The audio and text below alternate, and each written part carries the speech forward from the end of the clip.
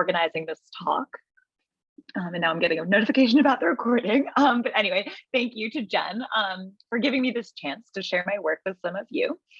I also want to thank the library staff for their help, really pulling volume after volume and box after box for me while I was at the Connecticut Historical Society a few months ago, much warmer temperatures in late summer.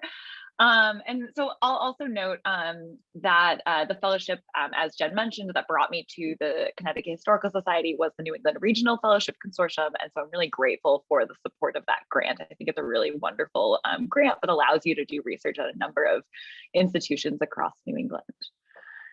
So as Jen said, I am Caylin Carbonell, and I'm a historian of gender, of race, and labor in colonial America. My current book project is tentatively titled Laboring Lives, Households, Dependence, and Power in Colonial New England. And it focuses more particularly on unfreedom and domestic labor in 17th and 18th century New England households. So for my presentation today, I'm going to begin with a broader overview of my project, the research questions that engage me, and the arguments that I hope to make. And from there, I'm going to zoom in on the topic at hand, which is using colonial account books to think about labor in colonial Connecticut. So at its core, mine is a project about households. In colonial New England, the household was the fundamental site of the economy and of the society. So it was an organizing structure for achieving order and governance in a colonial society, just as it was a key economic structure for pooling and distributing labor and resources. I like to think of households as containers for social and economic relationships, but I also think that it's important to note that they had these permeable boundaries. So households were not permanent groups of individuals, but they changed form and size over time. As for example, when individuals were born or when they died, when they got married or divorced, and as they both joined and left households for temporary stays as laborers, as students, or for various other circumstances. So for definitional purposes, I tend to think of households as these groups of people who lived and labored together and worked somewhat interdependently. And this did not, however, mean that they lived in harmony. And in New England, households often included unfree individuals as well as those who were free.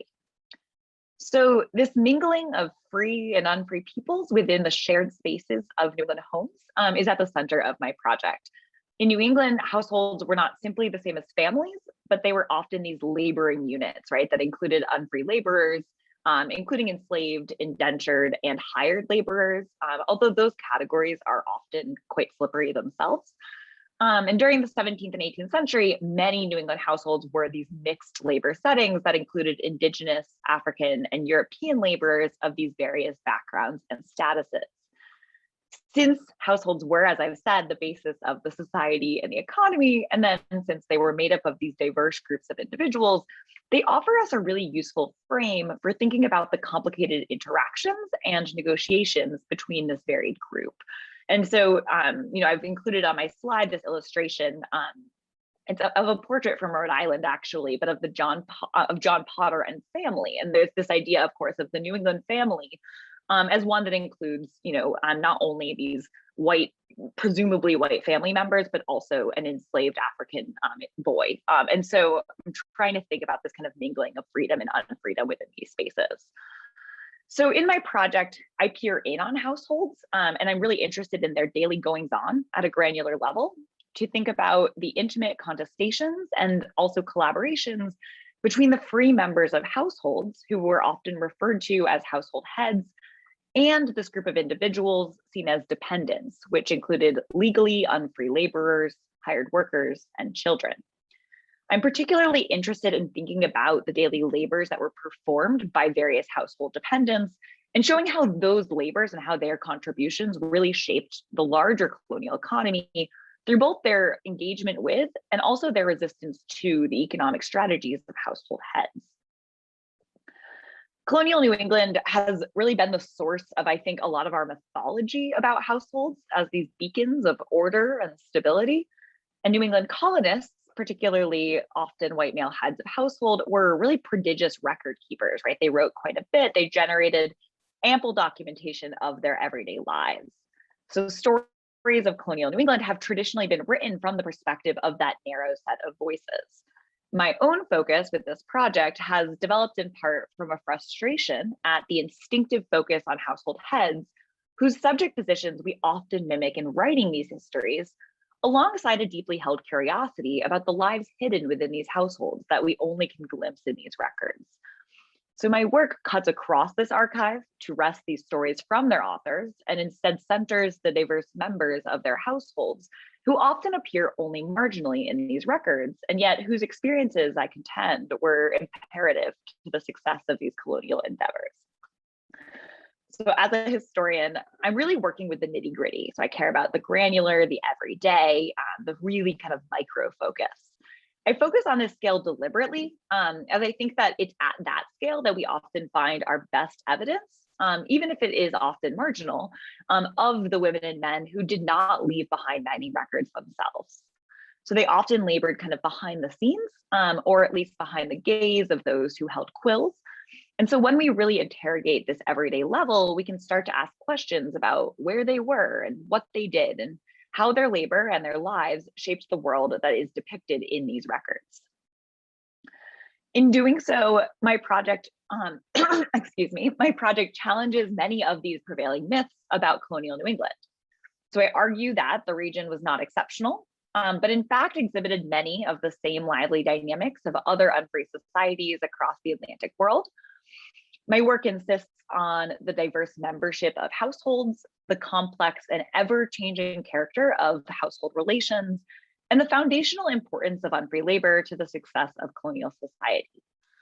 Moreover, in my focus on households as the sites of these tense labor relationships, I reveal that households were not top-down institutions of governance, but they were complex and messy arrangements of relationships that were continually in flux. So my work ultimately brings motion to our understanding of colonial households, which are more often flattened based on the prescriptive ideals about how Puritan writers wanted their households to function. So today, we're going to take a deeper dive into one genre of source that I've worked with, and that source is account books. And we're going to consider what these account books can tell us about household labor, as well as what they keep hidden. And in doing so, I'm hoping to offer some tentative thoughts on household labor in colonial Connecticut, but I also hope to offer a model for how we might approach these types of sources and what we might glean from them, as well as what really we can't learn from them, right? What they keep hidden. So the term account book is really an umbrella term. It refers to a really wide variety of books in which people kept many different types of records and accounts. And so these books ranged in size, in purpose, in style, and so much more. And while I was at the Connecticut Historical Society this summer, I looked at about 15 different account books, and you can see on the slide, there's images of a number of these, and they all looked quite different, as you can see. Of course, it's difficult with pictures to really understand how much they varied in size, but they varied quite a bit. So some were pocket-sized, and these were designed to be carried around on one's person. And they were used in everyday life. So the owner of such a book might pull out that book and ask a neighbor to sign a receipt. They might jot down the weight of, for example, a hog that they had purchased while they were still with the seller. But then others of these books were larger, right? So these were intended to stay in one place. They were often kept in a study or a shop or a warehouse, for example. Beyond this, there are several different types of account books. So many colonial account keepers kept what they referred to as a day book or a memorandum book to track their exchanges and their purchases as they carried them out each day. But then they often turned to more formal ledgers, which were often also usually larger in size, when they were ready to compile these accounts. In practice, however, the divisions between these various types of account books weren't actually so neat, and many colonial account books really crossed between these different genres to fit the needs and the skills of the account keeper. So colonial record keepers also engaged in several different forms of bookkeeping, and many in the period that I study used a single entry system whereby they separately tracked their debits and their credits, and then they eventually balanced or reckoned their accounts. And so commonly, as you can see here in this example, they're listing, and of course it's kind of hard to see too close up, but they're listing debits on the left-hand page, which are essentially the goods and services that they had provided. And then on the right-hand page, they're listing credits, which are those goods and services which they had received. And this example is just from an account book that I recently looked at in the Winter collection. So it's not one of the ones that I used at the Connecticut Historical Society, but I think it's really neatly laid out, which is why I've used this as an example. So this was perhaps the standard style, but as you'll see when I dive into one of these books, many colonial New Englanders kept much messier and much more informal accounts, jotting these down really all over the place and without a super clear format. The information that they chose to record was not a reflection of their entire economic practice, but it was instead those things that they deemed necessary to write down, either for their own memory or often to furnish later proof, right? Especially if you needed to collect on the debt. And so this could vary quite a bit what people actually chose to write down in these books.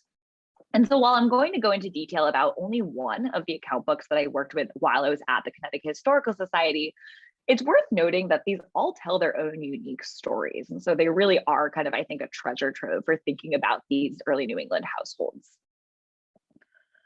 So the book that I want to talk about today was a long and thin book of accounts that belonged to the Stoddard family of Wethersfield, Connecticut, and later of Litchfield, Connecticut. And so this is in the Connecticut Historical Society's collections, and it is referred to in the catalog as the John Stoddard account book, if you're interested in looking for it. So John Stoddard, who was born in 1674, was likely the purchaser and kind of the first account keeper in this book. As you can see on the right-hand side, it's pretty faint, but there's an account where presumably John wrote that this book was bought of George Stillman in November of 1716 for the price of 13 shillings. So John Stoddard was, I believe, 40 at the time of that purchase, and he had been married to his wife, Sarah Camp, for many years already.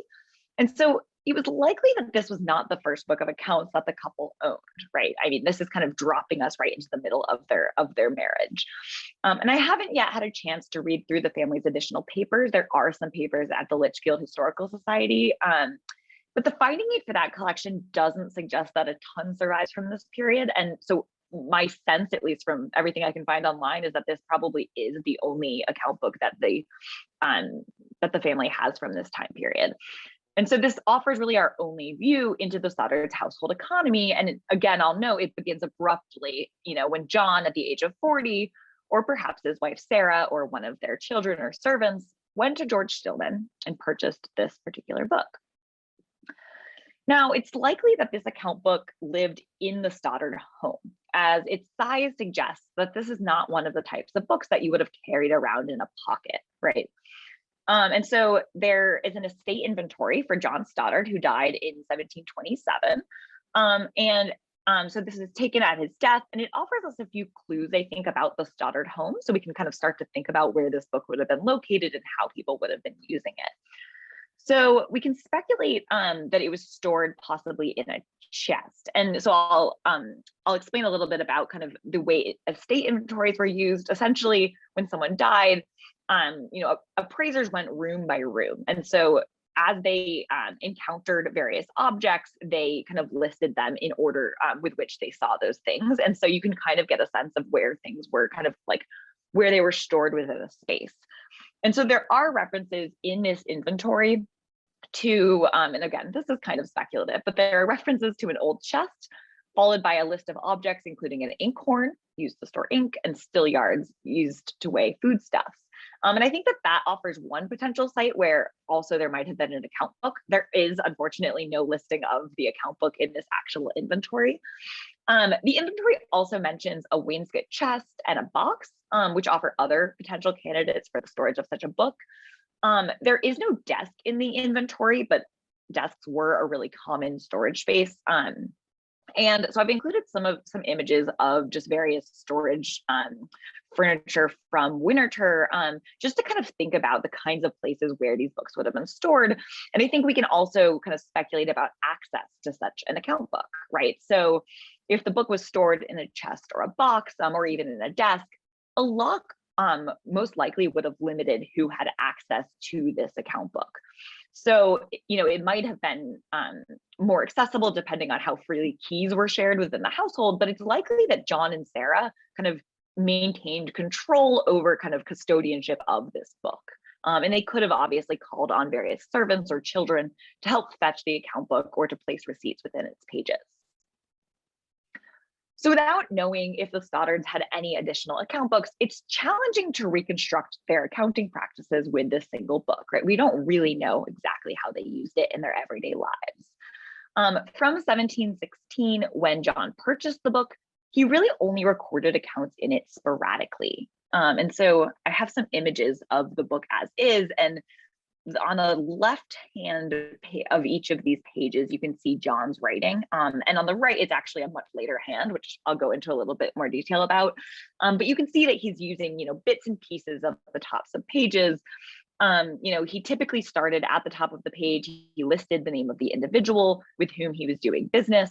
And then he returned to those same pages over the years as he maintained these economic and social relationships.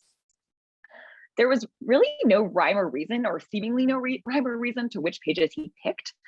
So he wrote a bit in the front of the book, he wrote a bit in the back, he skipped pages kind of all over the place. So it wasn't a consistent or orderly account.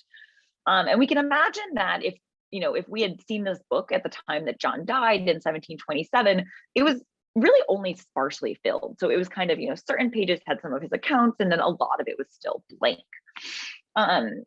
He often recorded his own name on these accounts, which is kind of my sense that it was him writing. He wrote that certain individuals were debtor to John Stoddard, but it's also possible that he himself was not the one writing in the book. And so that's something I like to think about as well, that he might have asked his wife, his sons, servants to record these accounts. And I'll talk a bit more about that later in my presentation. So since John, or his proxy, if that was the case, wrote in the book sporadically, I think that there are questions that this raises about how representative these accounts might be, right? What was left out of this book and why? Was it simply recorded elsewhere, right? Did he have a collection of other account books that just don't survive? What percentage of the Stoddards' economic activities and exchanges were represented by a written account? So as we begin to think about what this book can teach us, we must continue to ask, I think, what the book did not capture, what remains lost to history simply because there was no reason to write it down or because it did not survive. And one of the challenges to reconstructing accounting practices in general, and especially with this example, is that the book just does not survive as it did when John was writing in it, right? So I've already showed you that there's these multiple different hands within the book. And in fact, the book bears the marks of many different hands. It was added to and used by several members of the Stoddard family well into the 19th century. So when I first encountered this account book, I was really overwhelmed with the nature of these accounts, which fill the pages kind of with no rhyme or reason. They're all over the place. There's so many different hands. And with some time, I think kind of slowly working through the book and paying close attention to the dates and the names that were used, I've been able to pull apart kind of several different layers of the book's ownership and kind of account keeping. And so today, I'm going to focus on a few of those layers, but I will note that there is kind of much more here that I have time to even go into. So the three layers that I'm going to kind of talk most about are John's tenure as account keeper, then his wife Sarah's, and then finally their son James's. And these three were certainly not the only hands, as I've mentioned, to fill these pages, but they best fit within the parameters of my project, and they offer us a chance, I think, to consider how families kept their accounts over time.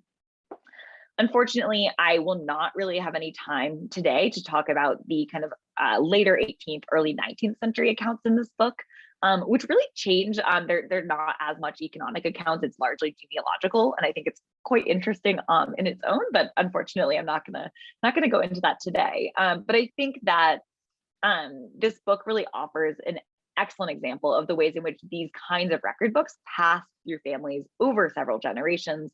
And they were sometimes used for these, varied purposes over time. So one of my favorite things about this book is these different layers of authorship, right? They allow us to think about how the Stoddard's household economy changed over time, especially as the record keeper changed from a male household head to a widowed female household head to a son as he reached adulthood. And so on the slide, actually, these are the three names that I'm going to spend the most time with. It's, John Stoddard, who's I've introduced already, his wife, Sarah Stoddard, and their son, James. And again, they're not the only three, but these are just the most, those with the largest number of accounts in the book. And you can see they've signed all of their names in the book. And they've also written, debtor to John Stoddard, debtor to Sarah Stoddard, debtor to James Stoddard. So they've kind of authored their own accounts. Again, the handwritings don't give me many clues. So it could be the same hand. It could be their three hands, as I'm suspecting. It could be completely other people who are writing these. And so that's also worth noting. So as we start to think about the contents of this book, I want us to peel back at these various layers and to consider what each of these account keepers included in their accounts. And at the same time, as I've said, we're going to continue to consider what was left out of the account book at each turn. So what types of labor and which individuals were just not represented in this book, and what can it teach us, and also what remains hidden. So above all, the Stoddard account book offers an opportunity to take a closer look at the Stoddard's household economy.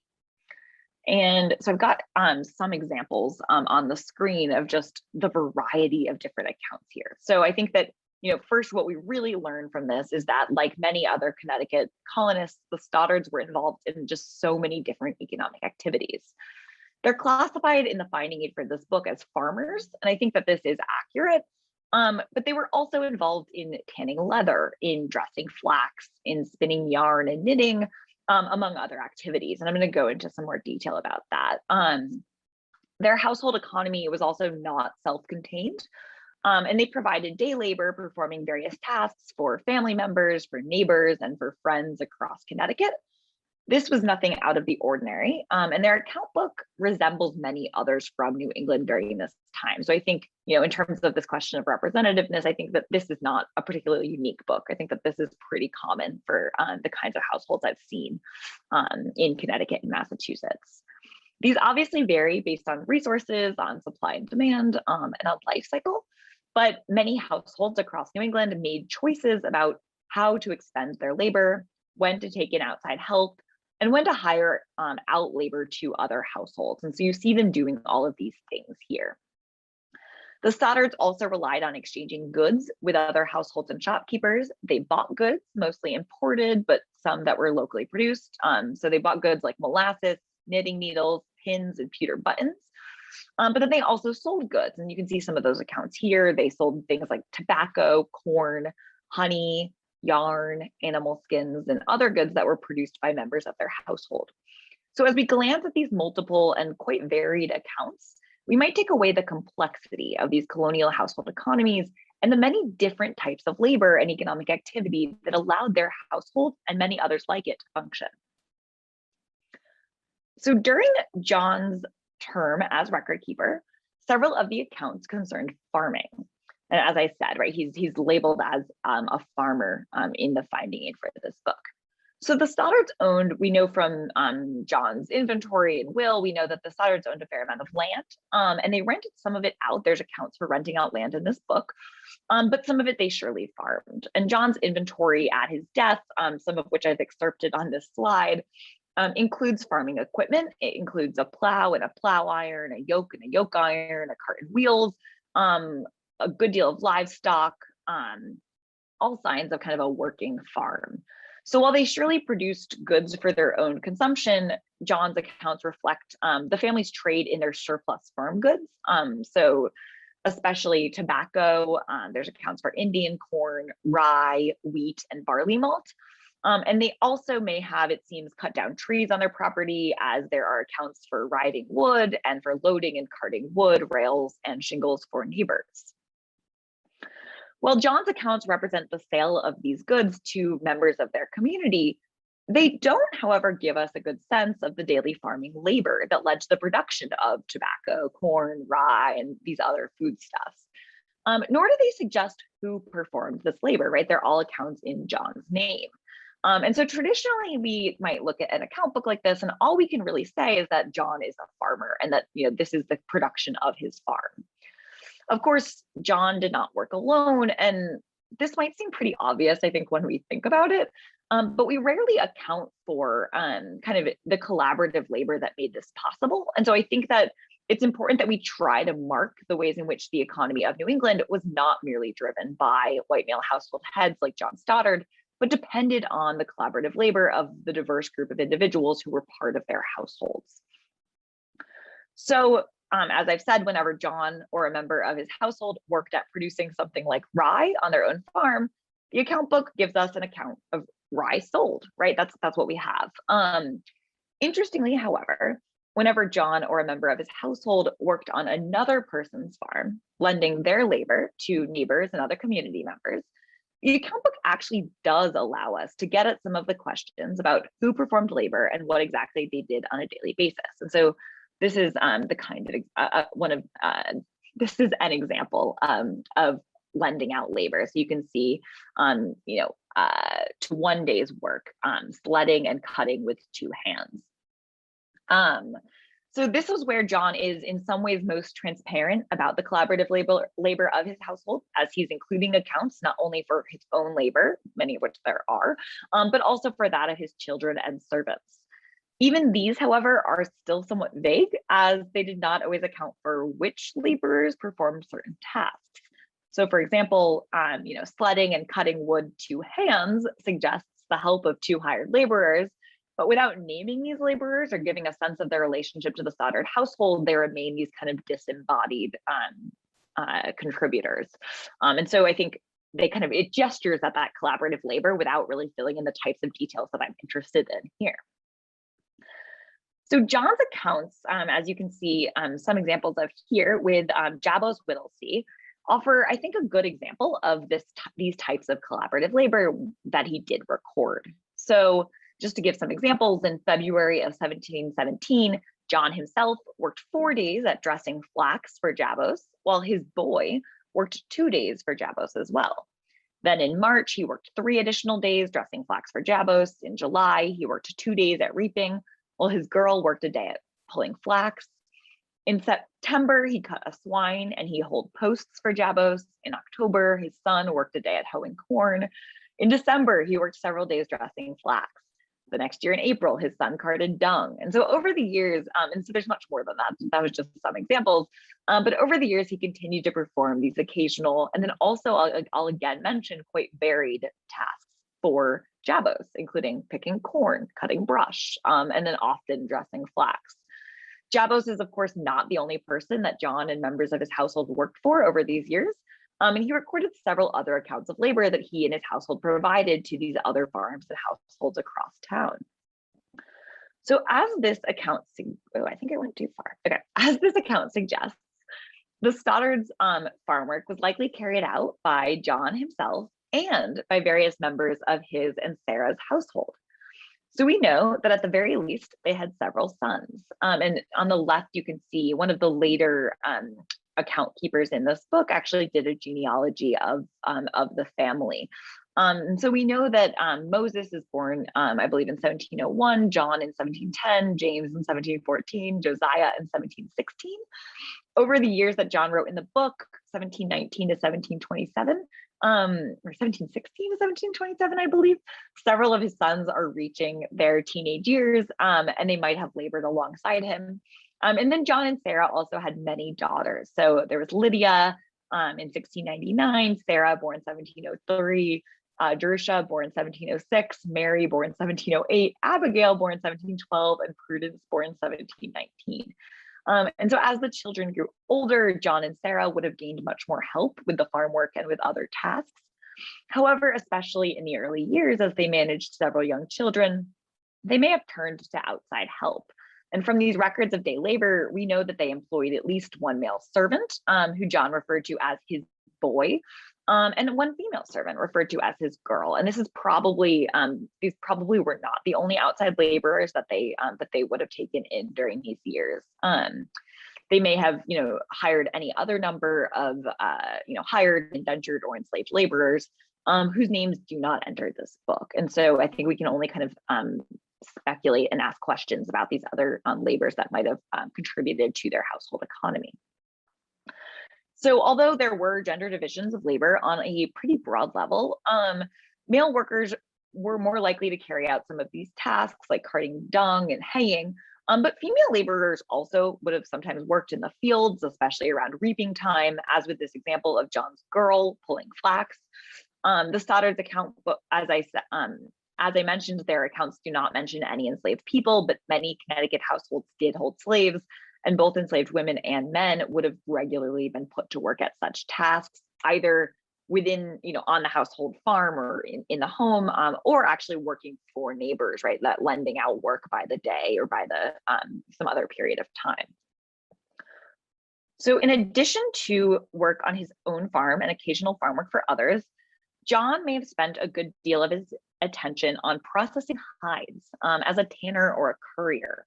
Now, John's father, also named John Stoddard, had been involved in tanning and processing hides in Wethersfield in the late 17th century.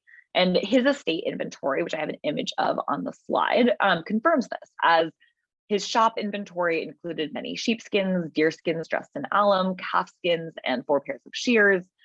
In his home, there was alum, which was used to preserve hides, found in the chamber over the kitchen. And then there was an aluming tub in the cellar.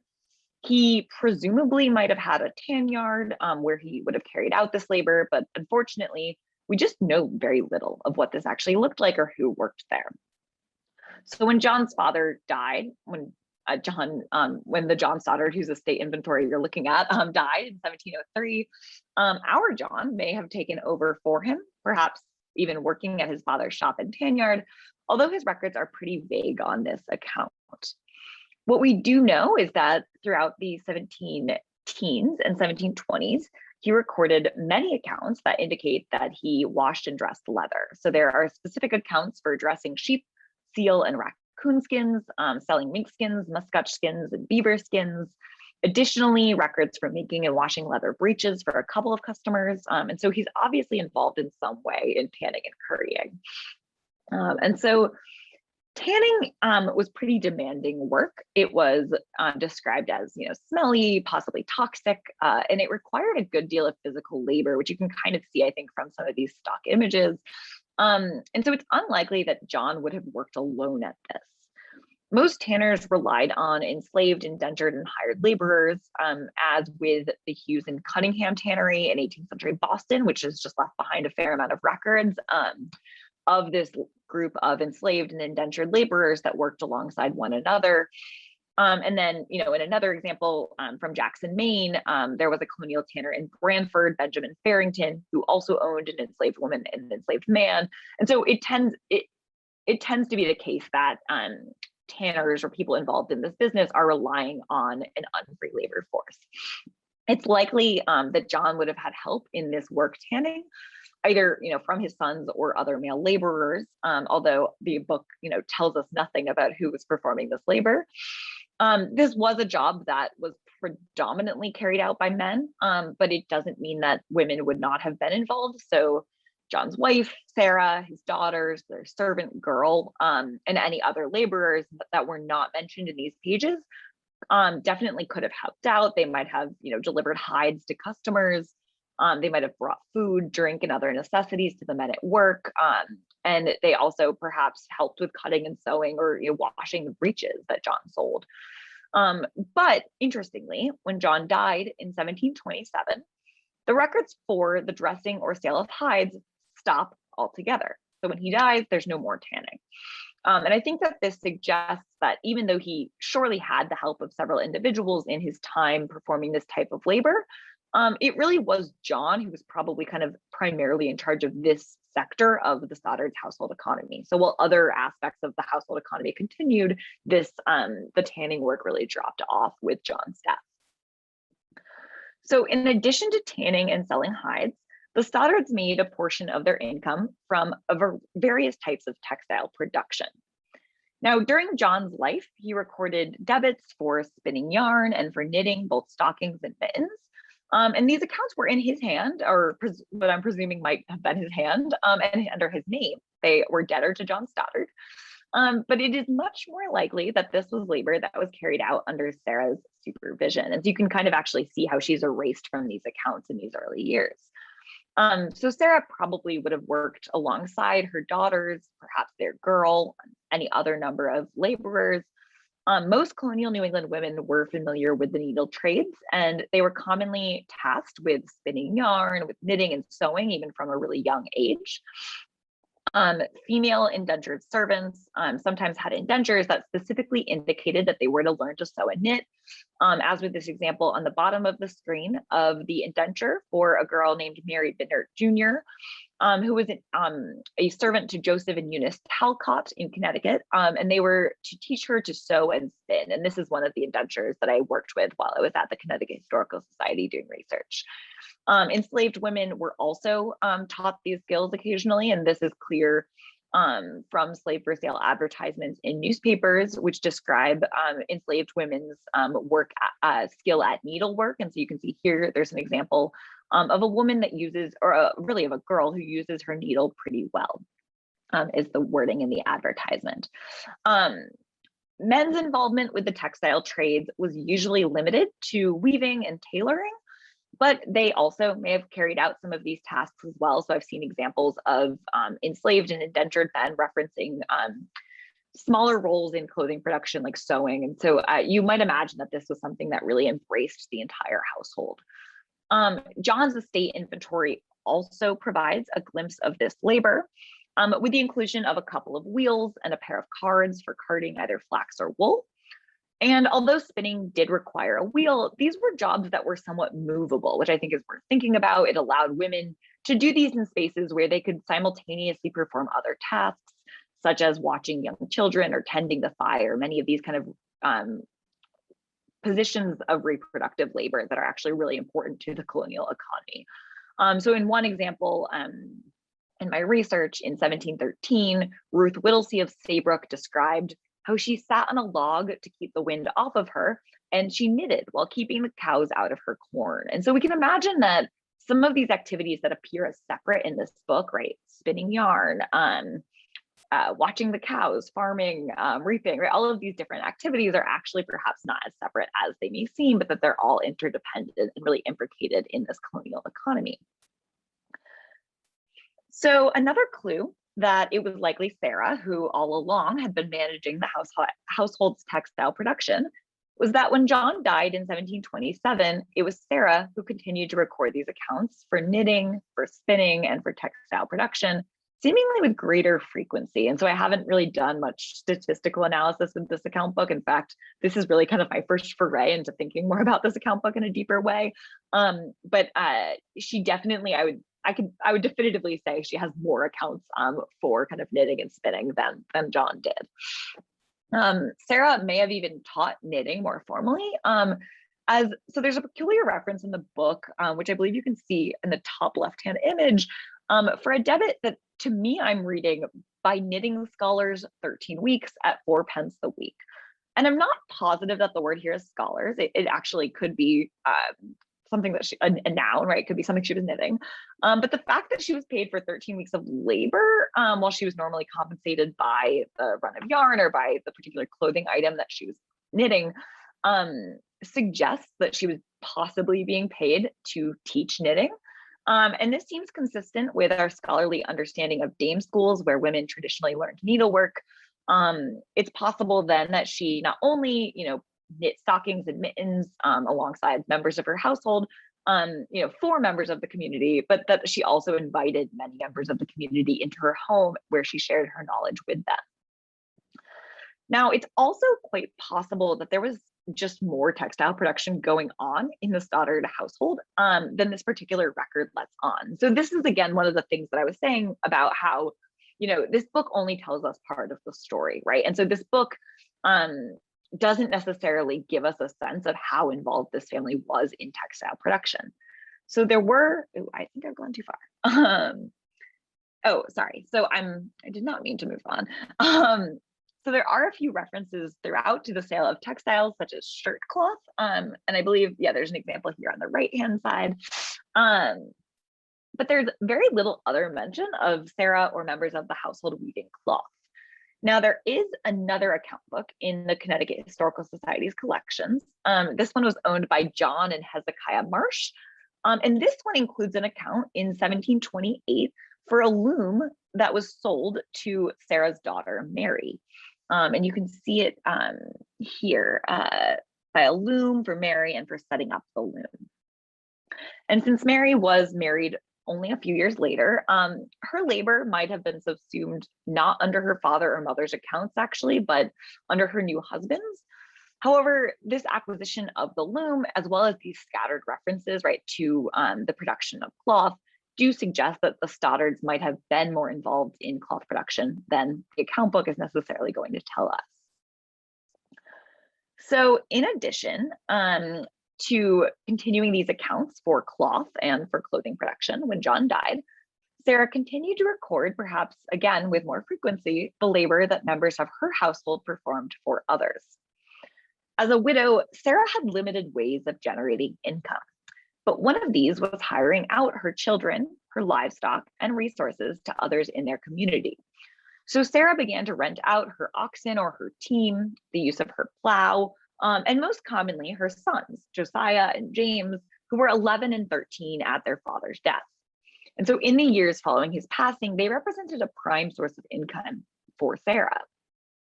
While Sarah sometimes listed their names in the book, and so you can see accounts for work of James, of Josiah, 1 day's work of Josiah sledding hay, 4 days work of James. There's also these accounts of work by the boys, which is presumably referring here to her sons as this collective group. It also could clearly refer to other hired laborers that she also might have been, or for example, indentured and slave laborers that she might have hired out to other households. So Sarah also profited from, as I said, lending out the farm's livestock and tools, especially the team, which was likely a reference to the yoke oxen. And I think that these accounts are a useful reminder of the structure of the colonial New England economy, in which the household head was really considered the owner, for lack of a better word, of all of the labor in his or her household. And so when children or indentured or enslaved laborers were hired out to these other households, they did not usually receive direct compensation. Instead, it was their master or mistress, their father or their mother that did. They were kind of, they received the product of that labor. So John Stoddard received credit for the labor of his children, his servants, and his wife until his death. And then Sarah Stoddard assumed this role at John's death, maintaining continued control over her children and servants' labor. Interestingly, however, this book is also revealing of how gender and age intersected in shaping these ideas about the profits of one's own labor. So when James reached the age of 21 in 1735, he seems to have taken over the account book from his mother. Sarah still occasionally recorded accounts, but these rapidly dropped off. And Sarah was about 58 at the time, and she might have switched to another account book, or she might have just stopped recording accounts altogether. And she died not much later in 1742, actually. Now, James' accounts also dropped off considerably around this time. So he actually was only an account keeper for a very short number of years. The last account in his hand is actually from 1738, which is the year he got married, suggesting that he started his own book of accounts at this time. So overall, his tenure as record keeper was like 4 years. Nonetheless, I think that this change in ownership is important because it's suggestive of the way that colonial New Englanders understood labor and ownership more broadly. So white adult men owned, again, for lack of a better word, the labor of those in their households. Widowed women could temporarily maintain such a position, as Sarah did, but once her sons reached the age of maturity, or if she had remarried, the men in her life would eclipse her. So account books only really scratch the surface in revealing how the colonial economy worked. And they provide us these glimpses of the types of labor and the economic activities that were quantifiable or those that were assigned value. But so much more of what went on every day is left out entirely. And this is one of the concerns of my larger project, thinking critically about how we can account for the often hidden labor of household dependents. In my work, I define some of the major laboring functions that dependents performed, so jobs that are rarely quantified or remarked upon in books like this one. For example, household dependents acted as the eyes and the ears of the household economy, and they're an indispensable labor watching both at home and in the fields, as well as perhaps in the tanning yard and these other spaces like that, allowed them to facilitate communication between various members of their households in different sectors of the economy, right? So they're allowing John and Sarah to have these really varied accounts. As a flattened record of the Stoddard's economic affairs, this account book tells us little of what went on in these spaces, but it does suggest the diversity of the Stoddard's undertakings. With farm work on their own property and often in their neighbors' fields, leather work in the tanning yard and shop, and textile labor in the home, the Stoddard's household economy contained many moving parts. So their laboring dependents were the connective tissue. In a society with limited infrastructure, they were the linkages that allowed the various sectors of this economy to function. And we can glimpse some of this in account books, especially those that include these notations, revealing who delivered certain goods or payment, right? Who actually did the labor that made these accounts possible. And so the two examples on the screen are just from different account books I've looked at in the course of my research. And you can see they're kind of small, but these small notations, either DD for delivered or the symbol, which I think means per. And you can see the kind of variety of people that were kind of the delivery people, right? That were the carriers, the proxies that carried out these exchanges. And in some cases, this labor was simply physical labor of carrying goods across these early New England geographies. For example, with the Stoddards, carrying skins or carrying stockings, right? But at other times, these tasks required specialized knowledge, as dependents were asked to sign receipts, to choose from a selection of items, and to assume control over the quality of these exchanges. So as we begin to wrap up, I want to reflect for just a moment on the labor of accounting itself as another type of labor that's worth thinking more critically about. So most authors of colonial New England account books were white men, sometimes younger men, but most often adult household heads, people like John Stoddard.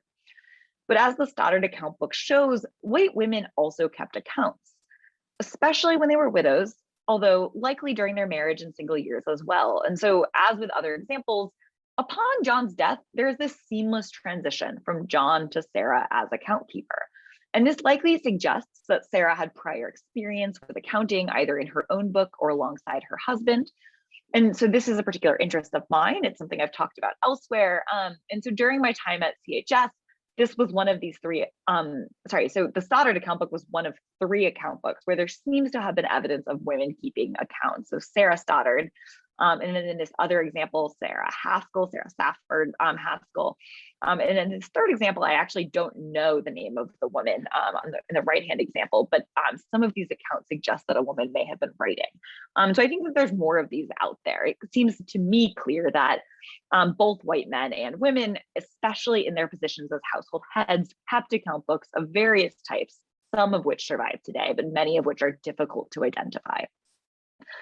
However, another of my research questions asks to what extent other members of colonial households might have contributed to these account books and collaborated in the labor of account keeping. First, there is obviously this question of who wrote down the accounts and who took a quill and actually put pen to paper. Since these books were often dotted with many different hands, suggesting collaborative authorship practices, right? We see evidence of many people writing in them. Children, servants, and even enslaved people may have picked up books at various points, perhaps recording accounts for household heads on a more regular basis. And for white apprentices and teenage children, this was probably a much more common form of training for a role that they were expected to assume one day. Although perhaps far less common, enslaved New Englanders too may have contributed to these records. And so here I have an example of a portrait of Samuel Shrimpton, one of the wealthiest merchants and enslavers in 17th century Boston. This portrait is at the Massachusetts Historical Society, another stop on my NERFC research tour. And so Shrimpton commissions this portrait that includes this image in the background, and I have a close-up of this image of what appears of an African boy, presumably his slave, who is sitting with what are also presumably his account ledgers. And you can kind of see, I believe it looks like there's quills and ink and the big books themselves. And so here there's this presumption that enslaved people might have been performing this labor in some cases. There's a reason, right, that he chose to portray this in his portrait. And then in the account book of another 17th century merchant enslaver, whom I've done other work on, an enslaved African man named Sancho signed a receipt as a witness, I believe. And so I believe this S is Sancho's own writing. And so I think that these are just some examples of the ways that unfree laborers may have interacted with these materials, if not as primary authors, but instead as contributors. And although these examples are definitely few and far between, much more frequent are these references to unfree New Englanders carrying goods and receipts between New England households. And so as the couriers of that information, of materials, and sometimes of record books themselves, these dependents maintained important information about the flow of goods and labor in New England, and it's likely that their knowledge shaped the numbers and letters written into account books. So when I use the terms contributed and collaborated, I mean them quite broadly, as I'm thinking about the ways in which dependent members of households sure may have picked up quills and jotted down notes in books, but also really the extent to which they may have shaped these accounts by standing nearby and offering information when a household head went to record accounts. So while much of this is speculative, and men like John Stoddard certainly were the most common record keepers in colonial New England, I do think it is worth pressing these sources to think more about the hands that took them out of chests, that placed the receipts within their pages, and that occasionally may have drawn an X through an account or scribbled a number at their master or mistress's command. As I hope I've suggested today, account books offer only one lens for examining the household economies of colonial New Englanders, and that lens focuses almost squarely on white male household heads, people like John Stoddard. They sometimes open wide enough to show a glimpse of their wives and children like Sarah and James, but they rarely give us a much wider view. And while there's much that we can learn from these sources, I think that we must take heed of this perspective from which we enter this world. And from here, I think we can begin to ask these questions about that which we cannot always see. So thank you. And it looks like we don't have a ton of time for questions, but I hope to hear your questions and thoughts in the remaining 5 or 6 minutes. Thank you. Thank you so much. That was amazing, Dr. Carbonell. Please, if anyone has any questions, throw them in the chat. You could certainly unmute yourself as well if you like. I have a question. Go ahead. I live in a house that was built in 1766, and therefore I'm reading more about colonial life. And I was wondering if you could comment on the reliability of Alice Morris Earle, who seems like a suspicious source who never documents anything. No footnotes for Alice. I love this question. And I wish I had a great answer for you, but this is on my list of things that I actually have the same question as you. I want to know more about. So I think Alice Morris Earle is a really incredible source for the kinds of questions that I'm interested in, right? The daily life and really thinking about the nitty gritty of what's going on.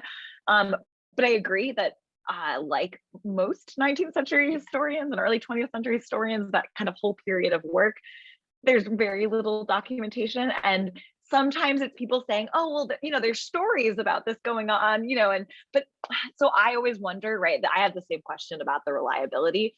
So I don't have a great answer except to say, I think that there is, from everything I've read, I've tended to agree with, and I think that there is a lot of truth in those 19th century histories, but I do think that as a historian trained in, kind of rigorous research, I think it would be great if we could dig into the sources to find some of that documentation. And so I think used alongside kind of this deep kind of historical research, I think that people like Alice Morris Earle actually can give us quite a lot, but probably should not be treated as the end all be all, would be my thought.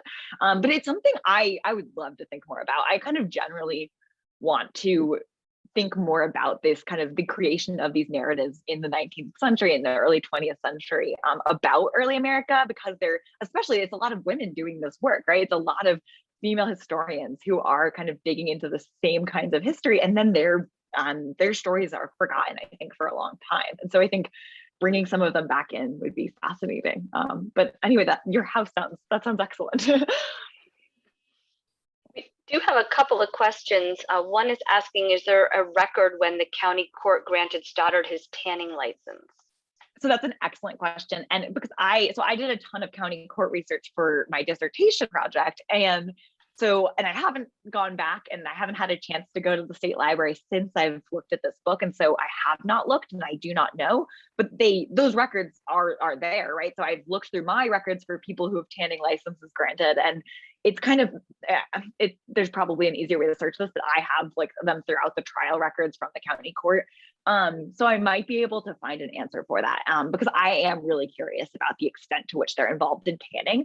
It's like very mysterious to me, and I've had a very hard time kind of really locating anything specific. So that's a great suggestion, actually. There was another question about, it sounds like potentially a student, they're working on their own dissertation, and how the process of getting familiar with reading handwriting and the historic practices and conventions of recording numerical account information. That's fascinating, because I was wondering that too, just deciphering account books. Yeah, so that's an excellent question. And so I think I almost wish that I had learned more paleography kind of early on, because I actually think you can do this more methodically. I've kind of like learned as I've went. But I mean, there's resources online. I think there's resources through the Folger Library and through the Rare Book School. I think Heather Wolf has taught courses on early modern paleography. And I think that there's I wish I remembered, there's I don't know the name or author, but there's a recent publication, I believe out of Yale, on early modern paleography that's supposed to be really great. So I think actually kind of maybe diving into some of those scholarly resources could be useful, because the more that you understand the different types of hand, especially if you want to do, 17th century stuff and secretary hand, the more, I think the easier it gets, because then you know exactly what you're looking for.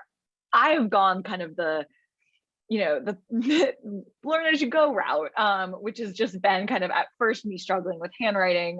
Thankfully, court records are pretty consistent, so I learned from those and got really used to it, I think. And then with account books, I'm slowly starting to figure them out. But, as I mentioned, I think you often look at them and it's just handwriting all over the place, and it's so difficult to kind of sort through. And I think it just takes a ton of time and a ton of like gaining familiarity with these people and with their writing, and then also trying to match as many different sources as possible and kind of think about who might be writing without just assuming that it's a particular individual. Awesome. That's good advice. Mary has a question. Have you seen the Samuel Smith account book at the AAS, which records debits for Mrs. Smith's textile labor charged to a boarder? Funny enough, I'm writing this down because I don't believe I have. And so I spent a year at the AAS last year as a post dissertation fellow. And so I've looked at so many different books at the AAS, and I've seen these types of accounts for boarding. They're really, really actually pervasive. And I'm not sure if I've seen Samuel Smith, so I'm going to put that on my list for if I ever get back there, which I'm sure I will. But yeah, I do think that, so this is another kind of side interest of mine, is I think that there's a lot to learn here with this textile work. I think it provides this really great opportunity for thinking about people coming into the household and kind of performing labor for different spans of time. I also, this question about like repairing stockings and stuff, that's also, I think, the type of labor that I really want to think more about, is kind of what's going on that really daily level. And in terms of the kinds of work that might not go to a tailor, right? But that might happen within the household. I think along with that, getting a handle on how much one person could produce, if you know the numbers, maybe you can work backwards, if that's possible. That is one of those things, but I feel like there's probably a way to do it, right? Right. But some of this stuff with the way, some of this stuff is so not quantifiable, which is in a way funny given their account books and, Right. it's all numerical, and yet it's very difficult. But I do think that it would be really interesting to try to do that, to try to think about production, because sometimes people are very specific. So Right. with some, I've seen court cases with weaving apprentices where I have one particular case where, there's this debate about whether or not he was taught to weave and how he was, and if he was doing his work. And so then everyone is commenting, oh, well, I lived in that house too, and I saw him weaving such and such amount per day. And so I think you actually can maybe pull out those types of details. Yeah. I had a quick question. I know we're just about out of time here. When it sounds like so many people left account books, would it be people from different classes of society that did this, and all different walks of life that would have left behind an account book? Yes and no. So my sense, the more and more I look at these, is that they're quite common. That most people would have had an account book across classes. Maybe not. I'm not quite sure if poorer people would have had a book, right? That there's just also this question of binding and when that's done and how much that costs. I think a lot of the ones that survive tend to be kind of middling class or upper class families. So there's a lot of merchant account books are really, I think, something I have to think about is trying to make sure that my analysis is not being clouded by the fact that so many of these are these merchant households that, have quite a large force of unfree labor. And so kind of trying to sort that out and think about kind of how class plays a role, just with the extent to which these survive. And that's especially with women, with women's account books. My sense is that women, at least of a middling status, are keeping accounts, and yet the ones that survive tend to be more elite women and women with, families where that's going to be something worth being stored. Right.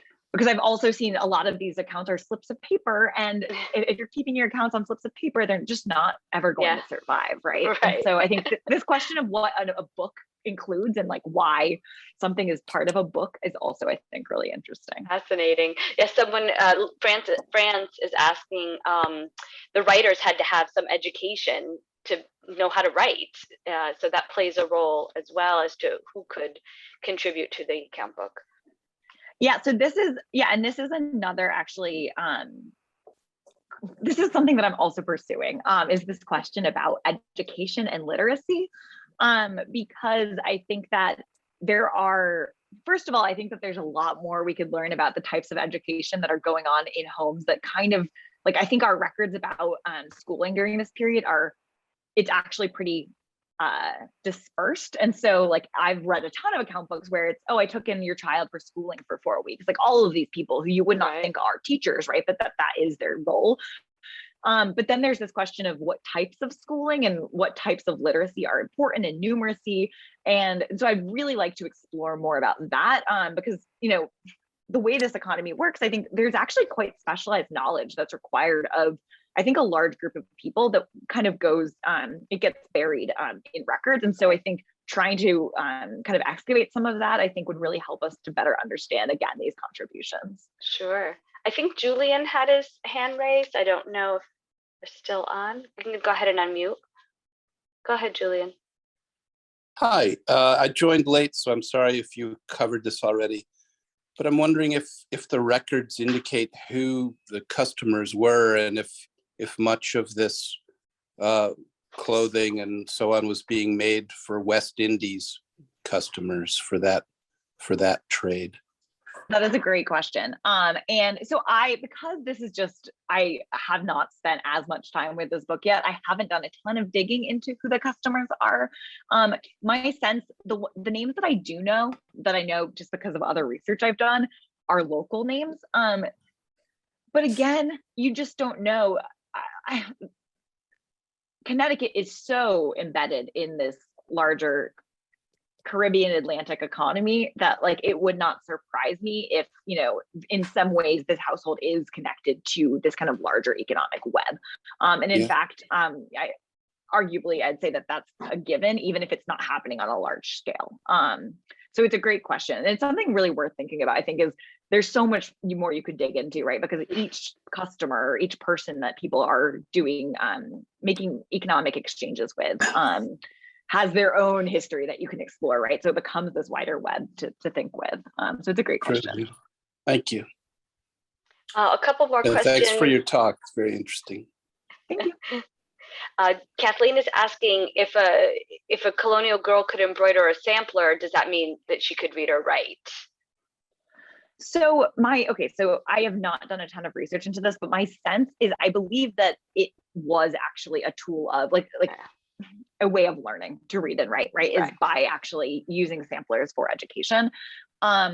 Again, I guess, the extent to which people could read or write is always variable. And, are you learning to copy certain things versus to do more elaborate or kind of extensive like letter writing? I think that there's probably various kind of stages of that. But I do think that needlework is actually a pretty big important, I think it's very much tied to education, especially for women during this period. Agreed, for sure. We have, I believe it is Phoebe asking if you have any favorite authors on colonial American period for the lay reader. Oh gosh, so many, so many. So let's see, for Connecticut, I think there's the book by Allegra de Bonaventura, For Adam's Sake, I think actually does a really good job of introducing some of these kind of labor relationships and thinking about kind of unfreedom and slavery in this context. She was here, I think she is here, but Michelle Coughlin's book on women, I think would actually be a great introduction to kind of New England for the lay or academic audience, and for thinking about women's accounts. One Colonial Woman's World is the name of that book. And then let's see, I think the book Never Caught by Erica Dunbar is just an excellent book for thinking about colonial America. It's wider than New England, but it's the story of the pursuit of freedom by an enslaved woman in George Washington's household. And so those would be my recommendations for now. Excellent. Well, we have a lot of thank yous in the chat. So it was a wonderful presentation. It was thoroughly enjoyed it myself. I would like to share a couple of upcoming events as we're winding down here. And everyone could bear with me a moment. So we do have a couple of things coming up in the next week. On December 11th, we have the Asian American Poets and Community Dialogue with Srinivas Mandavali. We'll explore some poetry and personal stories and local histories. This is an on-site event and it is free. And then on January 8th, we have a behind the scenes tour, Hoop Skirts to Flappers, and we'll explore about 80 years of fashion, looking at some clothing, beginning with the 1850s. There is a fee for this, and advanced registration is strongly recommended. All that is on our website, and that is also an on-site event where we would go behind the scenes to some of our collection spaces. And then on January 19th, we have an evening on-site program called A Paramedic's Dispatches from the Front Line of the Opioid Epidemic. And this is a book talk by Hartford paramedic Peter Channing. There's a fee as well for that. So you can find all of these programs and others on our website, chs.org. Hope you will join us. And thank you so much for being a part of our Lunch and Learn today. This was great. Thank you so much, Dr. Carbonell. That's amazing. Thank you. Thank you. Thank you for coming. Thanks, everybody. Have a good day.